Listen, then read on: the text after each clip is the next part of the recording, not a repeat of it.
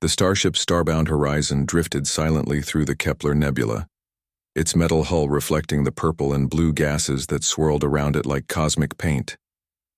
Captain Jake Morrison sat in his command chair watching the main screen with tired eyes. This was supposed to be a simple survey mission. Map the nebula, collect some data, and head back home. Nothing exciting. Nothing dangerous. Captain, I'm picking up something weird on the scanners, Lisa Grant said from the navigation station. Her fingers moved quickly across the holographic controls. Her face lit up by the blue glow. There's some kind of spatial distortion about 3,000 kilometers ahead. It's big. Jake leaned forward in his chair. Define big. Really big. The readings don't make sense. It's like space itself is folding in on itself. Lisa's voice had that edge to it that Jake had learned to recognize over their 3 years working together. She was worried. Danny Price, the chief engineer, looked up from his station. Could be a black hole forming. Or maybe a wormhole. Either way, we should probably turn around. Jake was about to agree when the ship suddenly lurched to the side. Alarms started blaring throughout the bridge. The lights flickered and turned red. On the main screen, the spatial distortion was growing larger, pulling them toward it like a massive hand reaching out of nowhere. Full reverse thrust, Jake shouted, gripping his armrests. Get us out of here. Lisa's hands flew across her controls. It's not working. The gravity is too strong. We're being pulled in. The ship shook violently. Jake could hear metal groaning under the stress. Through the windows, he watched as space itself seemed to tear open like fabric. Beyond the tear, he saw something impossible. Stars that shouldn't exist. Colors that had no name. Time and space twisted together like rope. Everyone hold on. Claire Walsh, their medical officer, called out from the back of the bridge. She strapped herself into her seat just as the ship flipped completely over.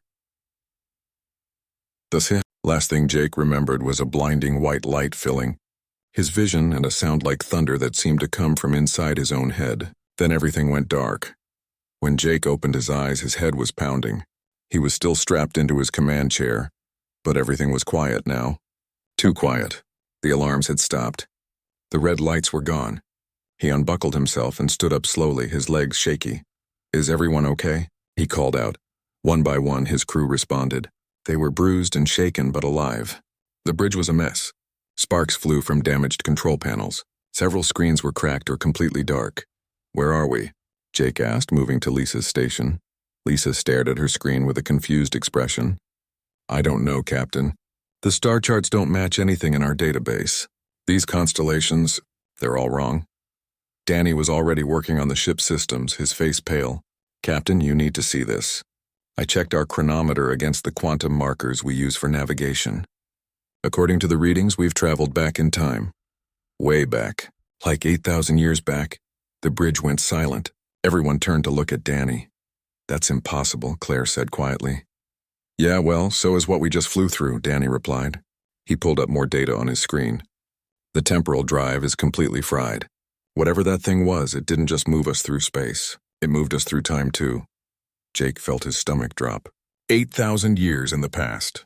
That meant Earth was still in its early civilization stage. Humanity hadn't even invented the wheel yet in some parts of the world, and they were stuck here with a damaged ship and no way home.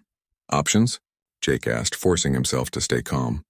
His crew needed him to be strong right now. We need to land somewhere and assess the damage, Danny said. Maybe we can fix the temporal drive. Maybe, but it's going to take time. Years, probably. And that's if we can even find the materials we need. Lisa pointed at her screen. There's a habitable planet nearby. Class M breathable atmosphere, water, vegetation. We should check it out. Jake nodded. They didn't have much choice. Set a course. Let's see what we're dealing with. The planet was beautiful from orbit. Blue oceans, green forests, and mountain ranges that stretched across entire continents. It reminded Jake of Earth, but different somehow, more wild, more alive. They landed the ship in a clearing near a forest. When Jake stepped out onto the planet's surface, the first thing he noticed was how fresh the air smelled. No pollution, no industrial waste, just pure, clean oxygen. Scans show there's a settlement about 10 kilometers north, Lisa said, checking her portable scanner. Looks like a pre-industrial civilization. Stone buildings, farming, but there's something else too. Energy readings I've never seen before. The crew spent the next few hours securing the ship and gathering supplies. Then they set out toward the settlement. Jake wanted to see what kind of people lived on this planet. Maybe they could find help, or at least a place to stay while they figured things out. The settlement was bigger than Jake expected. Hundreds of stone buildings arranged in neat rows. People walked through the streets wearing simple clothes made of wool and leather. But what caught Jake's attention were the creatures walking beside them. They looked like lizards, but much bigger. Some were the size of dogs. Others were as large as horses. Their scales shimmered with different colors, and they seemed to understand what the people were saying to them.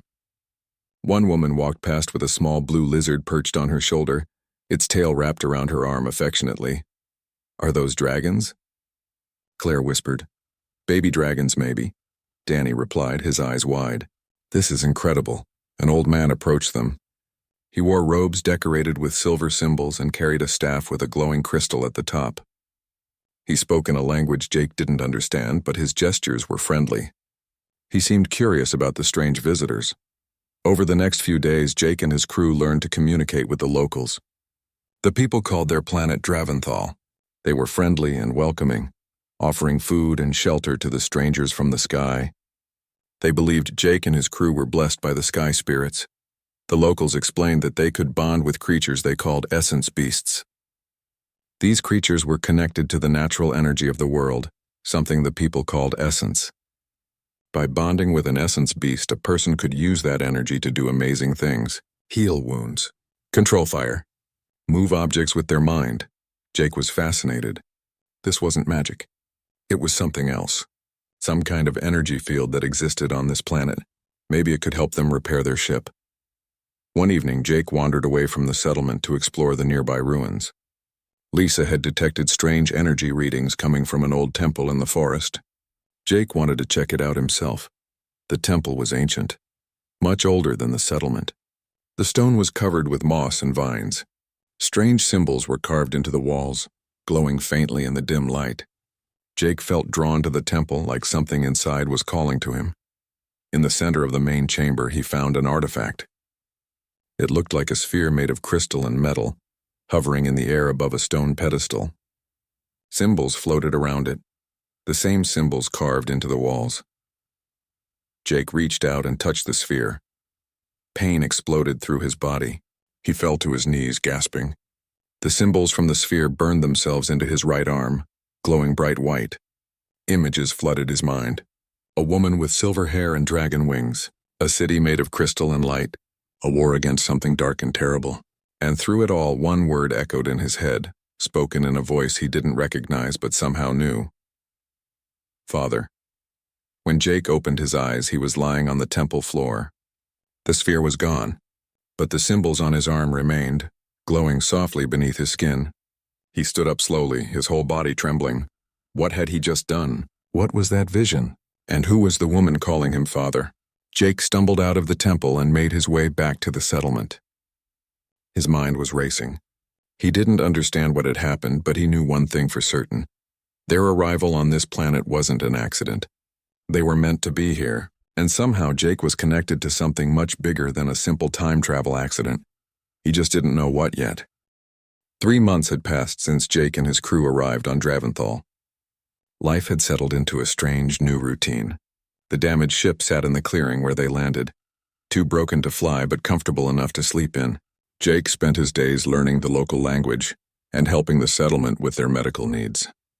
Claire's knowledge of medicine had made her invaluable to the community, and in return the locals taught them about essence manipulation. Jake still thought about the vision every day. The symbols on his arm never faded. They glowed softly at night, especially when he was near the old temple. He hadn't told his crew about the woman in the vision or the words she had spoken. Father. It didn't make sense. He had no children. He'd never even been in a serious relationship. Lisa had made friends with a local family who raised essence beasts. She was learning how to bond with the creatures, fascinated by the process. Danny spent most of his time working on the ship, trying to salvage what he could. He'd managed to get the basic systems working again, but the temporal drive was beyond repair with their current resources. One evening, Jake sat alone at the edge of the settlement, watching the sun set over the forest. 2 moons hung in the sky, casting everything in a soft purple light. This planet was beautiful, but it wasn't home. He wondered if he would ever see Earth again. That's when he saw the light. It started as a small point of brightness deep in the forest, then grew rapidly. Jake stood up, his hand instinctively moving to the weapon on his belt. The light grew brighter and brighter until it was like a miniature sun floating above the trees. Energy crackled around it, making the air smell like ozone. Jake ran toward the light. His instincts told him something important was happening. Behind him, he heard Lisa and Danny calling out, asking what was going on. But Jake didn't stop. He crashed through the underbrush, dodging trees and jumping over fallen logs. When he reached the source of the light, he found a portal. That was the only word for it. A swirling circle of energy hovering about 2 meters off the ground, crackling with power. It looked similar to the spatial distortion that had brought them here, but smaller and more controlled. Jake watched in amazement as something fell through the portal.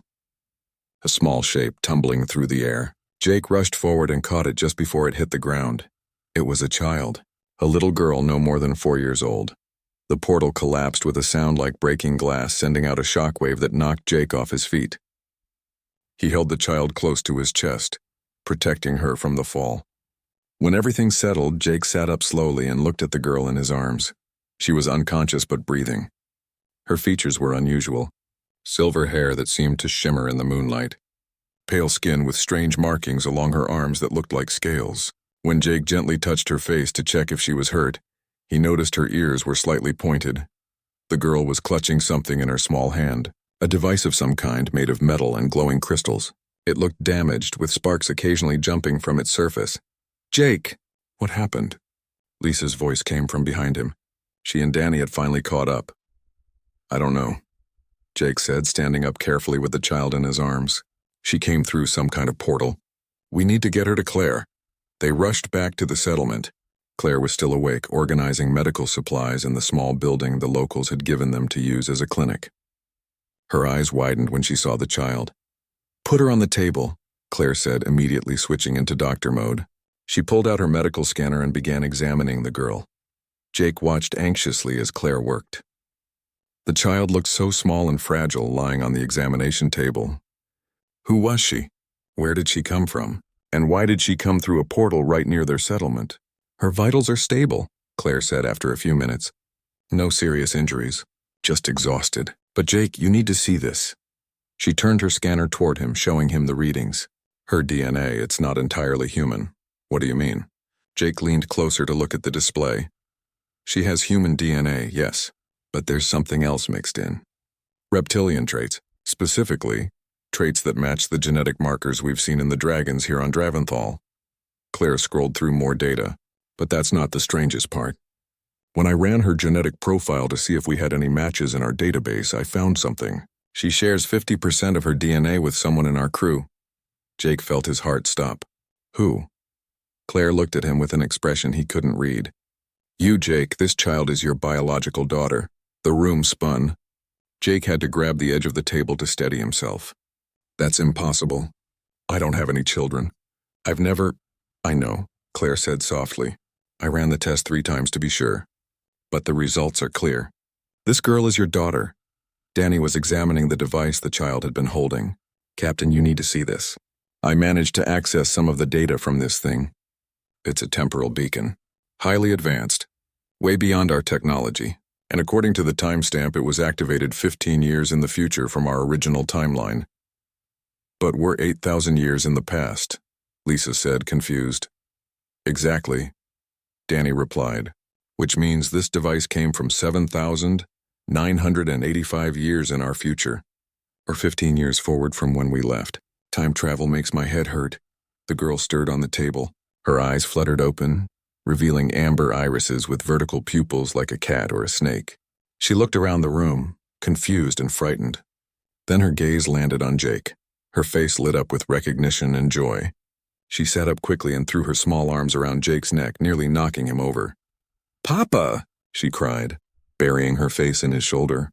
She was speaking in the Draventhal language, but Jake understood every word. "Papa, I found you. Mama said I would find you." Jake stood frozen, unsure what to do. Slowly, carefully, he wrapped his arms around the small girl. She was shaking, and he could feel wetness on his shoulder from her tears. "It's okay," he said softly, the words coming automatically. "You're safe now." The girl pulled back and looked at him with those strange amber eyes. Mama sent me to find you. She said you would be lost in time. She said you would keep me safe. Her voice was small and scared. Papa, I'm frightened. I can't remember everything. Where is Mama? Jake exchanged looks with his crew. They were all thinking the same thing. This didn't make any sense, but the girl clearly knew him. Clearly thought he was her father. And according to the DNA test, she was right. What's your name? Jake asked gently. Luna, the girl said. Luna Morrison. You gave me that name. You said it means moon, and I was born under 3 moons. She touched the symbols on Jake's arm, the ones from the temple artifact. Papa, why are your marks glowing? Jake looked down and saw she was right. The symbols were glowing brighter than ever before, pulsing in rhythm with his heartbeat. Over the next few hours, they tried to get more information from Luna, but the child's memories were fragmented and confusing. She remembered her mother, a woman with silver hair and dragon wings who could fly. She remembered a beautiful city made of crystal. She remembered danger, something dark coming, and her mother crying as she activated the temporal beacon. Mama said I had to go back, Luna said, yawning. She was getting tired again. She said the bad things were coming and I had to find you before I was born. She said you would understand. Before you were born, Claire repeated. Luna, do you know when you were born? What year? Luna shook her head. I'm 4 years old, or I was. I don't know anymore. Mama said time would be confusing. Danny was working on the temporal beacon trying to extract more data. I'm getting some information here, but it's corrupted. There are coordinates, a location, but it's not anywhere in this star system, and there's a name. Seraphine, does that mean anything to anyone? Jake felt a jolt run through him. Seraphine, that was the name from his vision. The woman with silver hair and dragon wings. The one who called him father. But that didn't make sense either. Why would she call him father? Unless she wasn't calling him father. Unless she was showing him his daughter calling him father. The vision wasn't about him and the woman. It was about him and Luna. I need to sleep, Papa, Luna said, rubbing her eyes. Can I stay with you? Jake looked at the small girl, his daughter from a future that hadn't happened yet. A child whose mother hadn't even been born. His mind was full of questions without answers, but looking at Luna's tired, trusting face, he knew only one thing mattered right now. Of course, he said, lifting her into his arms. You can stay with me. That night, Jake lay on his bunk in the ship with Luna sleeping beside him, her small hand gripping his shirt. The symbols on his arm glowed softly in the darkness. Outside, he could hear the night sounds of Draventhal. Somewhere out there, in a future thousands of years away, was a woman named Seraphine, a woman who would one day be Luna's mother. And somehow, some way, Jake was supposed to meet her, fall in love with her, have a child with her, a child who had just fallen into his life from the future. Jake closed his eyes, but sleep wouldn't come. His life had just become infinitely more complicated. He was a father now, to a dragon girl, whose mother hadn't been born yet. Time travel, he decided, was the worst thing that had ever been invented. 1 year had passed since Luna arrived through the portal. Jake's life had changed in ways he never imagined possible. Every morning he woke up to find a small girl with silver hair snuggled against him, sometimes with her scales showing more prominently than usual after a night of dreams. Every evening he tucked her into bed and listened to her fragmented stories about a future that hadn't happened yet. Being a father was harder than commanding a starship. Luna needed constant attention, guidance, and love. But she also needed answers that Jake couldn't give her. Questions about her mother. Questions about why she was different from other children. Questions about the strange powers that were growing stronger every day. The people of the settlement had accepted Luna without question. To them, she was blessed by the dragon spirits. They called her the Silver Child and treated her with a mixture of respect and affection. The local children played with her, teaching her their games and language. Luna learned quickly, absorbing information like a sponge. But Luna was different in ways that sometimes worried Jake. Her amber eyes glowed in the dark, making it easy to find her when she wandered off at night. She had reflexes that were impossibly fast for a child her age. Once, when she tripped and fell, she caught herself with one hand and flipped back onto her feet like an acrobat. She hadn't even thought about it. It just happened. The most obvious difference was her scales. At first, they were just small markings on her arms. But as the months passed, more appeared. Patches on her shoulders, a line down her spine. When she was upset or excited, they shimmered with colors that shifted from silver to blue to purple. Small horn buds had begun to grow on her forehead, barely visible beneath her hair. Then there were her abilities with heat. Luna could make her hands warm when she was happy, useful for cold nights. But when she got angry or scared, her hands became hot enough to burn. Jake learned this the hard way when Luna had a nightmare and grabbed his arm, leaving a small burn mark that Claire had to treat. "Papa, I'm sorry." Luna had cried, tears streaming down her face. "I didn't mean to hurt you." Jake had pulled her close, ignoring the pain in his arm. "It's okay, Luna, you're learning. We'll figure this out together." That became their motto. We'll figure this out together. Because neither of them had a manual for this situation, Claire spent a lot of time studying Luna's biology. The combination of human and dragon DNA created unique challenges. Luna needed more protein than a normal human child. Her bones were denser and stronger.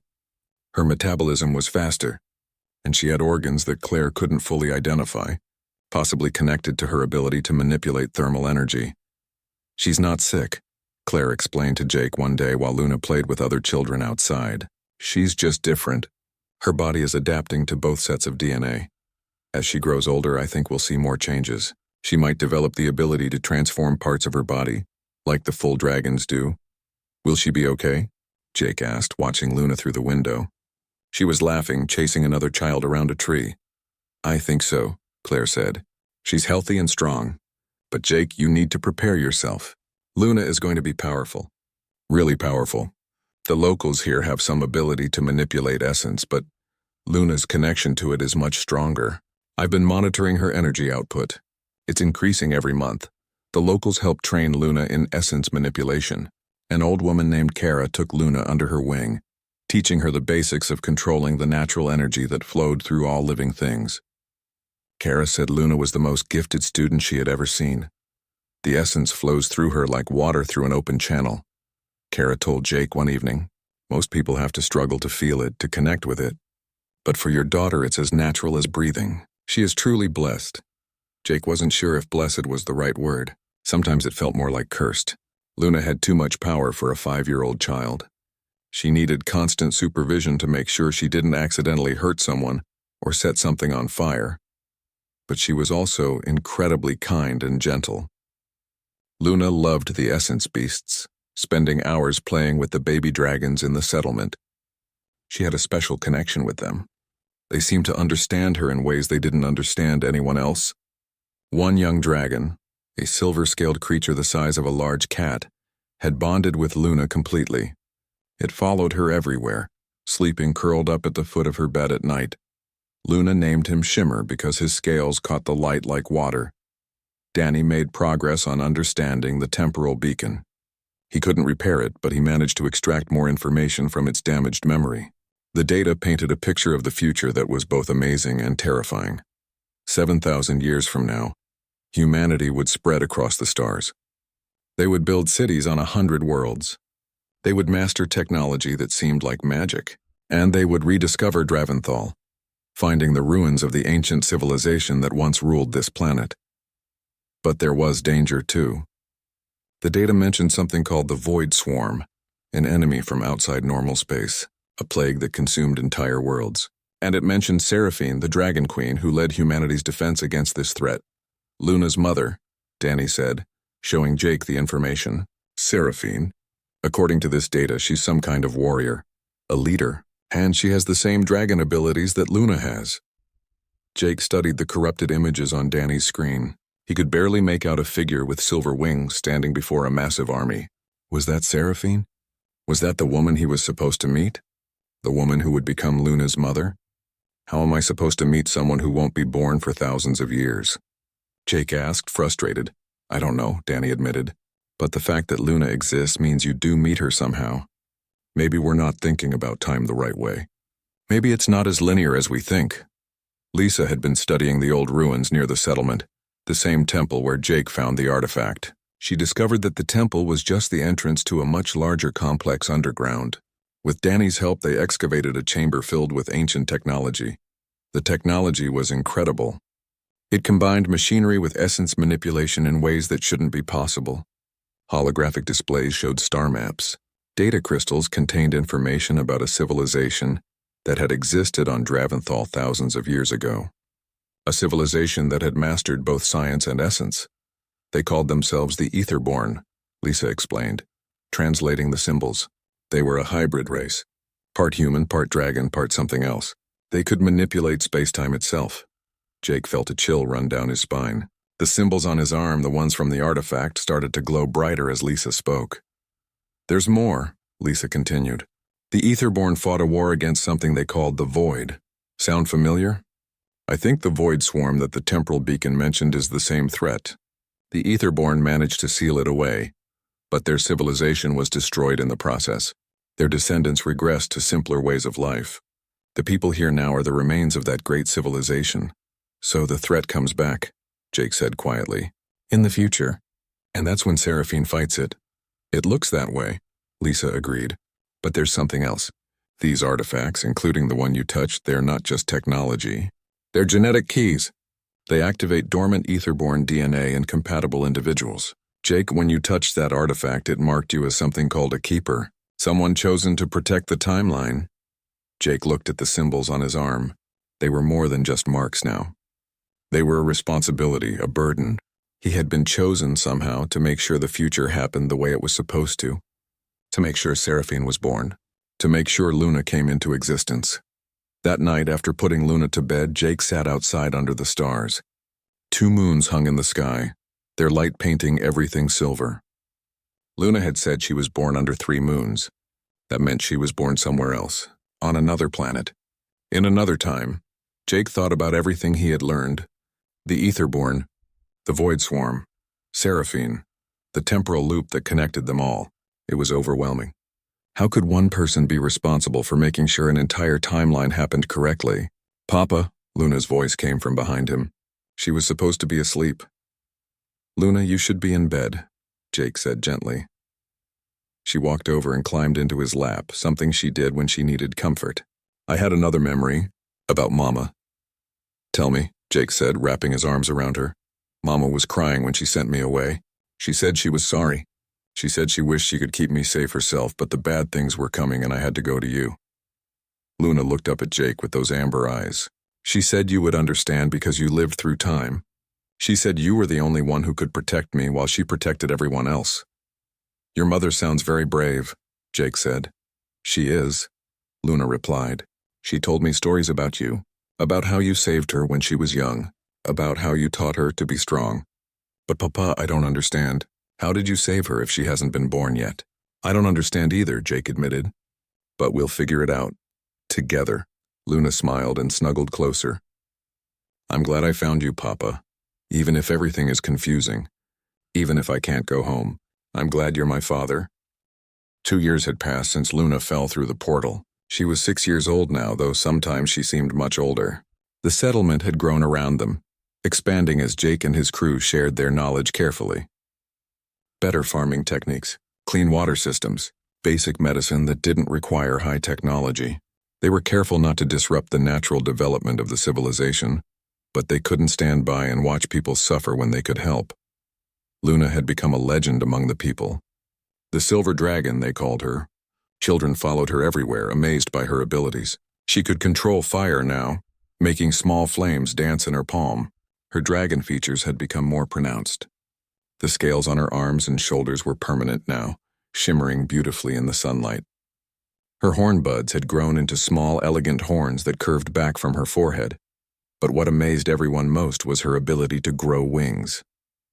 Not all the time and not for very long, but when Luna concentrated, silver scales would spread across her back and extend into wings large enough to let her glide short distances. The first time it happened, Jake had nearly had a heart attack watching his 6-year-old daughter jump off a low wall and soar 20 feet before landing gracefully on her feet. Papa, did you see? Luna had shouted, her face glowing with joy. I flew just like Mama. Jake had smiled despite his fear. I saw you were amazing. But please ask me before you do that again. My heart can't take it. The starbound horizon was quiet now. Most of its systems shut down to conserve power. Jake and Danny had stripped parts from it to build other things. A water purification system for the settlement, a a generator that ran on solar power, tools that made life easier for everyone. The ship had become a home base, but it would never fly again. One morning, Lisa came running to find Jake. "We found something. In the ruins. You need to see this right now." Jake followed her to the underground complex they had been exploring. Over the past 2 years, they had mapped most of it. Ancient laboratories, storage chambers, libraries filled with data crystals. But this was different. Lisa led him to a chamber they had just unsealed, one that required Jake's presence to open. The symbols on his arm had activated the lock. Inside, they found holographic projectors still functioning after thousands of years. Danny activated them carefully, and suddenly the chamber was filled with images. Historical records of the Etherborn civilization. Jake watched in amazement as the story unfolded. The Etherborn had been an advanced race that combined human intelligence with dragon strength, and an ability to manipulate something they called the ether. It was similar to what the current people called essence, but much more powerful. The Etherborn could do things that seemed impossible. Heal any injury, live for hundreds of years, travel between stars using nothing but their own power. But their power attracted enemies.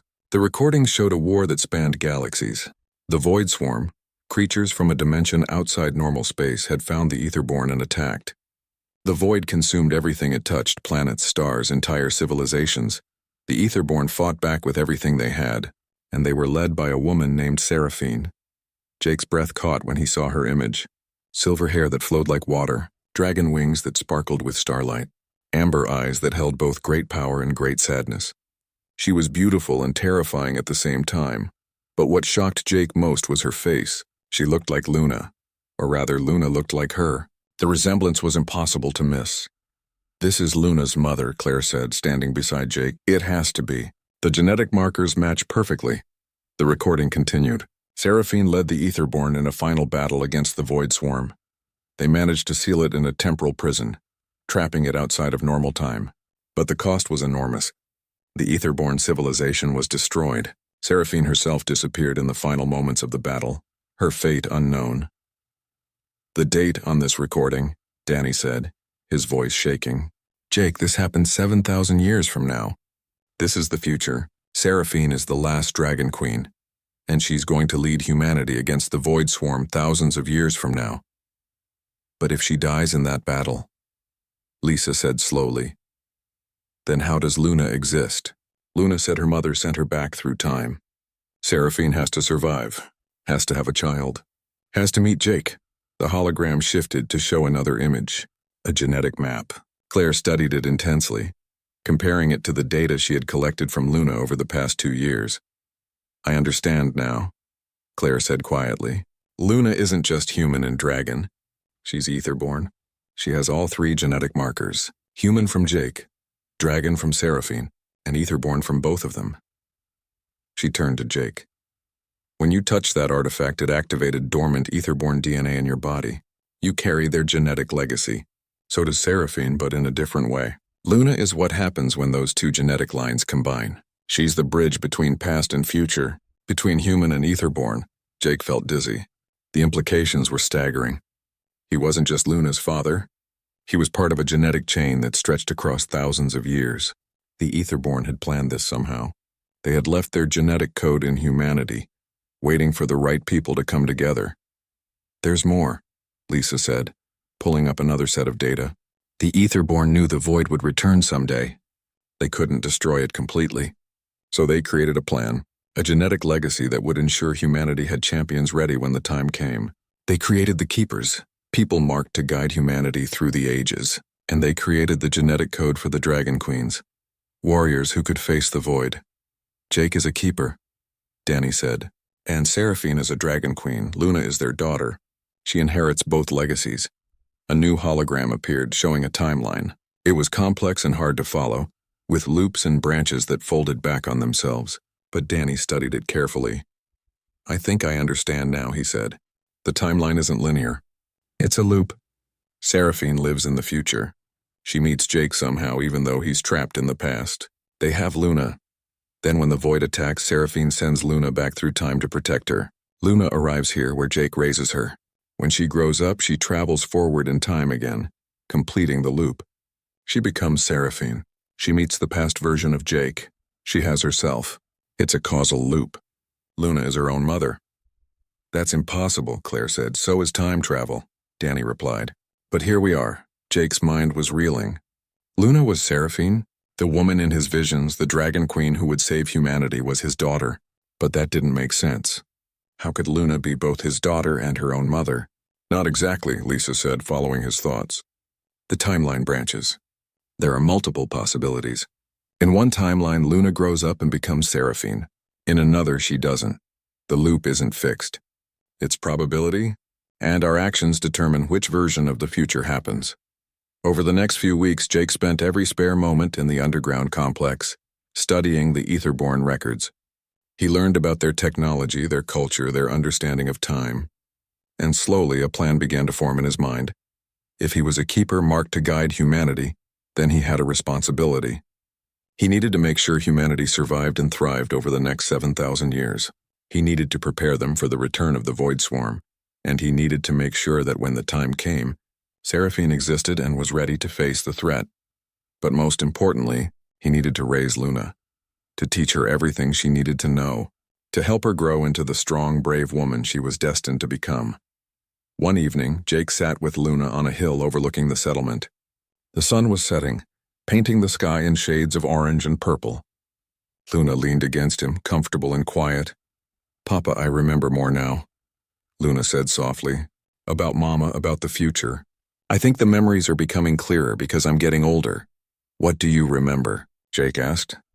"Mama told me that time is like a river that flows in circles. She said I came back to find you not just to be safe, but because you needed to learn how to be my father. She said you were lost in time and I was the anchor that would keep you from losing yourself." Jake thought about that. Over the past 2 years, Luna had indeed been his anchor.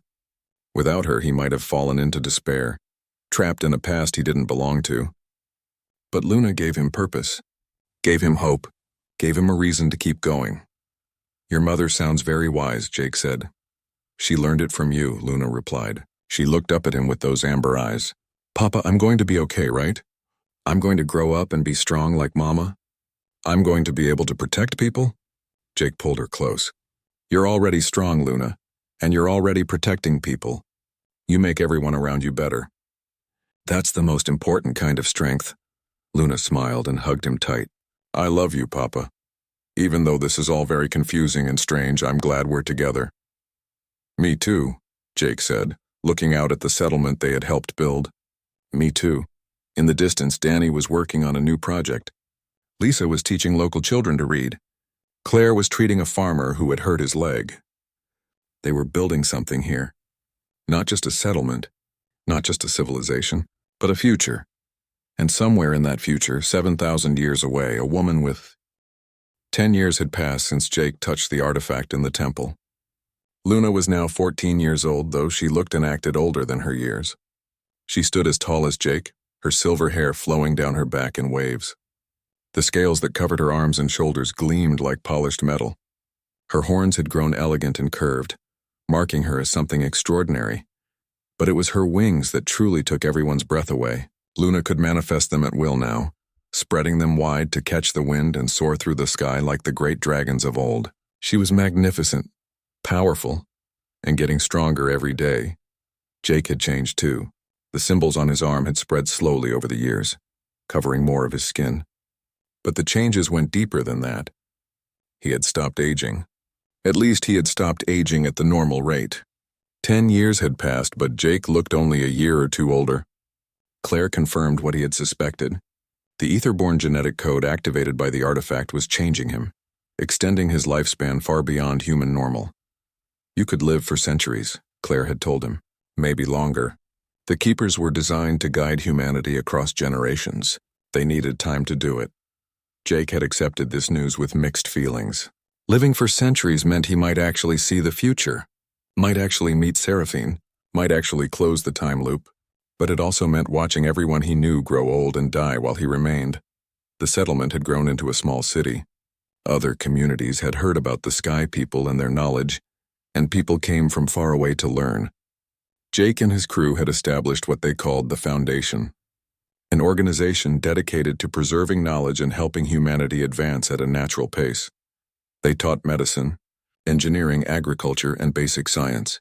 But they also learned from the locals, studying essence manipulation and the bond between humans and dragons. It was an exchange of knowledge that benefited everyone. Luna had become the symbol of this new era. She bridged the gap between the old ways and the new, between human technology and essence power. Young people came from across the continent to study with her, learning how to control their own small abilities with essence. But Jake knew this was only the beginning. They had thousands of years to prepare for the return of the Void Swarm, and he had a plan. In the underground complex, Jake and Danny had been working on something ambitious. Using the Etherborn technology as a template, they created storage vaults designed to survive for thousands of years. These vaults contained knowledge, science, history, technology, everything humanity would need to rebuild and advance when the time was right. We can't just give them everything at once, Jake explained to his crew one evening. If we introduce too much too fast, we could disrupt their natural development, create dependencies, or worse, they could misuse the technology, but we can leave it for them to find when they're ready. The vaults were scattered across the planet, hidden in places where they would be discovered at specific points in history. Each vault was time-locked, programmed to open only when certain conditions were met. Technological advancement, social development, specific dates. It was a gamble, but it was the best way Jake could think of to guide humanity across the millennia without controlling them. Lisa had made her own choice. She entered one of the Etherborn stasis chambers, programmed to wake her every 100 years. Someone needs to check on the vaults, she explained. Make sure the plan is working. Adjust it if necessary. I can do that. Jake had hugged her tightly before she entered the chamber. Thank you, Lisa, for everything. We're a crew, she replied with a smile. We take care of each other, even across time. Danny chose a different path. He dedicated himself to understanding the temporal technology completely. He believed that if humanity was going to defeat the Void Swarm, they needed to master time travel. So he studied, experimented, and made breakthroughs that would echo through the ages. Claire established medical traditions that would persist for generations. She trained local healers, combining human medicine with essence healing techniques. The practices she started would save millions of lives over the centuries. Luna trained every day, pushing her abilities to their limits. She could fly for hours now, her wings carrying her across vast distances. She could control fire and heat with precision, creating flames hot enough to melt metal or gentle enough to warm a cup of tea. Her strength was incredible, able to lift boulders that would crush a normal person. But Jake also made sure she learned other things: philosophy, ethics, history. He told her stories about Earth, about humanity's past and the values that made them strong.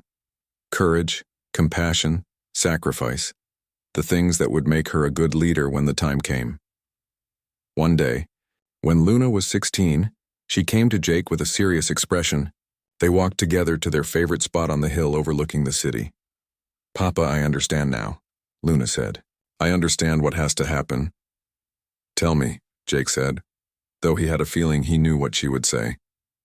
I have to go forward in time. I have to become the person Mama was, the Dragon Queen, the one who fights the void. She looked at him with those amber eyes now filled with determination and sadness. And when I do, I'll meet you again. A younger you. And we'll have a daughter. Me. And I'll send her back to find you here. The loop has to close. Jake nodded slowly. I know. I've known for a while now. Are you afraid? Luna asked, terrified, Jake admitted. Afraid of losing you. Afraid of what you'll face. Afraid that I won't be good enough to help you when the time comes. Luna took his hand. You've already been good enough, Papa. You raised me. You taught me everything I need to know. When I meet you in the future, I'll know exactly what kind of man you are, and I'll fall in love with you all over again. Jake felt tears in his eyes. The paradox of their situation hit him fully. He was both Luna's father and her future lover. He was raising his daughter to become the woman he would love. It was beautiful and tragic and impossible and real all at the same time. Over the next few years, Jake and Danny worked on creating a stable temporal portal. It took time, resources, and knowledge extracted from every Etherborn database they could find. But eventually, they succeeded. The portal stood in the chamber where Jake had first touched the artifact, a perfect circle of shimmering energy. It was programmed to take Luna forward in time, to a specific moment about 15 years after the starbound Horizon left Earth, the moment when she needed to arrive to meet her destiny. Luna was 19 years old now. She stood before the portal dressed in armor made from dragon scales, carrying weapons forged with both technology and essence. She was breathtaking, powerful, ready. The entire city had come to see her off. They called it the Ascension. The moment when the silver dragon would leave them and soar into legend. Songs would be written about this day, stories that would be told for generations, but for Jake, it was just saying goodbye to his daughter. "I wish you could come with me," Luna said, hugging him tightly.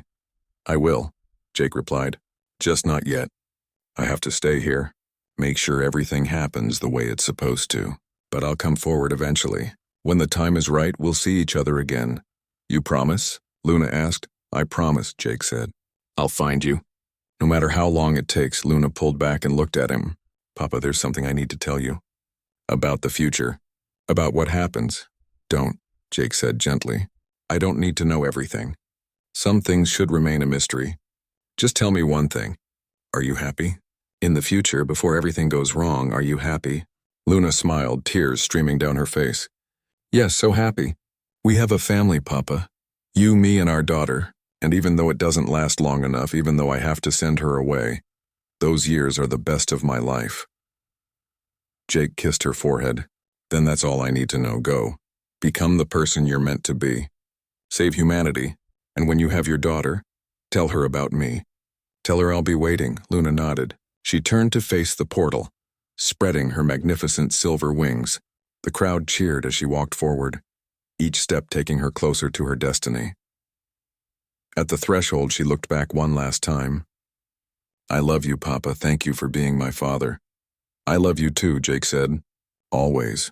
Luna stepped through the portal. There was a flash of brilliant light and she was gone. The portal collapsed. The chamber fell silent.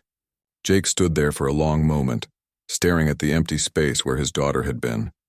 Then he turned and walked out, his face set with determination. He had work to do. Centuries of work. He needed to make sure humanity survived and thrived. Needed to make sure that when the time came, they were ready to face the Void Swarm.